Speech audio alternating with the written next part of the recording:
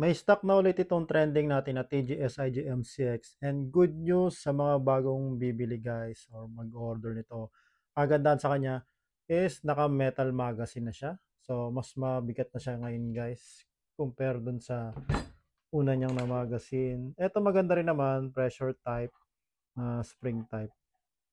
Pero mas maangas kasi kapag naka-metal magazine yan guys. So mas bibigat siya kasi metal siya. So, ito pa rin yung normal na magazine. Dito nilalagyan ng bala. So, sa performance, parehas lang. So, pwede pa rin siya sa tracer natin. So, kapag kumuha ka yan, may kasama ng scope, may libreng muzzle na to. Ito, metal yan. So, meron pa yung sariling compensator.